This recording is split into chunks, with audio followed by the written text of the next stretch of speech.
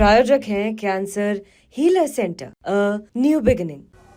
तो कल दिल्ली चुनाव के नतीजे आने और उससे पहले दिल्ली की सियासत किस कदर गर्म हो रही है, ये आप देख रहे हैं। केजरीवाल के घर से कुमार कुंदन हमारे साथ हैं और एसीबी दफ्तर से जितेंद्र सिंह। जितेंद्र, एसीबी को खाली हाथ एक तरह से लौटना पड़ा अरविंद केजरीवाल के घर से, लेकिन अब इस पूरे मामले में क्या कुछ होने जा रहा है आगे? जी बिल्कुल, देखिए बीजेपी की शिकायत पर फिलहाल एसीबी ने अपना संज्ञान लिया। एसीबी की 3 टीम निकली अलग अलग, संजय सिंह के आवास पर, केजरीवाल के आवास पर, इसके अलावा मुकेश अहलावत के आवास पर।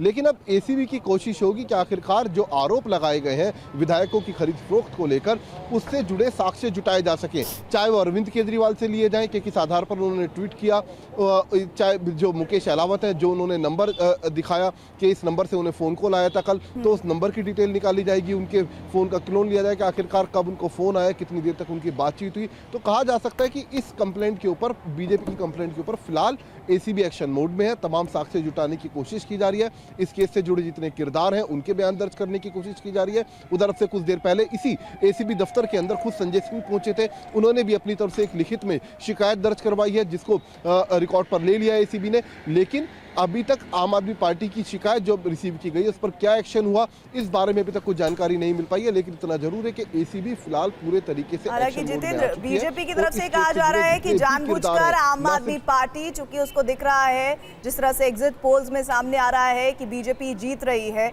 और ऐसे में विक्टिम कार्ड खेलकर अपनी हार को एक तरह से हल्का करने की कोशिश कर रही है। शुक्रिया आपका जितेंद्र। साथी कुमार, आपका भी शुक्रिया। अब निगाह होगी कि कल नतीजों में क्या सामने आता है। आगे बढ़ते हैं। केजरीवाल के वकील ने देखिए इस मामले को लेकर क्या कहा है, वो भी आपको बता दें। एसीबी की टीम ने ड्रामा किया, बिना नोटिस के आई थी एसीबी की टीम। ये अरविंद केजरीवाल के वकील की तरफ से कहा गया है। हमने थोड़ी देर पहले आपको बताया कि किस तरह से एसीबी की टीम अरविंद केजरीवाल के आवास के बाहर 1.5 घंटे तक मौजूद रही, लेकिन उन्हें अंदर जाने की इजाजत नहीं दी गई, पूछताछ नहीं हो पाई। अब अरविंद केजरीवाल के वकील की तरफ से बताया गया है कि एसीबी की टीम दरअसल बिना नोटिस के वहां पहुंची थी। पिछले 1.5 घंटे से एसीबी की टीम जब यहां पर आई थी, खाली हाथ आई थी, उनके पास कोई नोटिस नहीं था। 1.5 घंटे में उन्होंने किससे ऊपर से इंस्ट्रक्शन ली। इंस्ट्रक्शन लेने के बाद अभी हमारे को 5 मिनट पहले एक नोटिस सर्व किया है। उस नोटिस में हम प्रॉपर तरीके से उसका रिप्लाई करेंगे और लीगल दायरे में जो भी उसकी आगे के कोर्स ऑफ एक्शन होगा वो लिया जाएगा।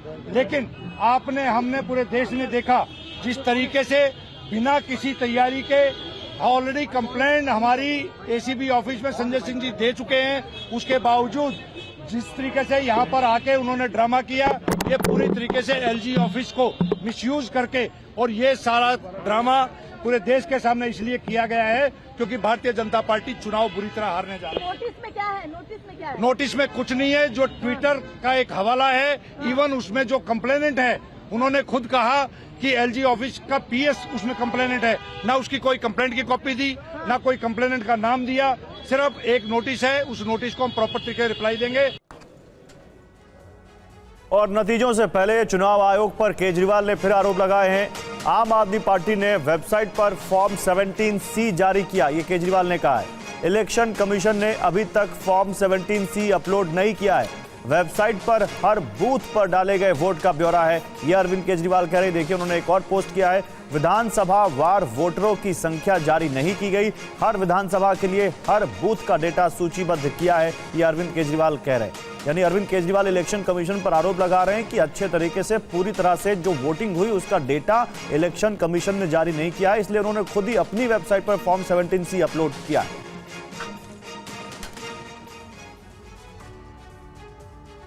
और इस बीच बीजेपी के सांसद मनोज तिवारी ने कहा है कि झूठे आरोप लगाकर सनसनी फैलाना चाहती है आम आदमी पार्टी। ऐसे आरोप बीजेपी बर्दाश्त नहीं करेगी। दूध का दूध, पानी का पानी सामने आना चाहिए, ये मांग रखी मनोज तिवारी ने। अब अभी तो पता ही नहीं कि इनके विधायक कितने आएंगे भी कि नहीं आएंगे, वो बिकने लायक रहेंगे भी कि नहीं रहेंगे, तो कल के बाद पता चलेगा। लेकिन पहले से ऐसी बातें करके पता नहीं कौन सी सनसनी फैलाना चाहते हैं, पता नहीं कौन सी साजिश को आज की अपने स्टेटमेंट के आधार पे वो आगे बढ़ाना चाहते हैं।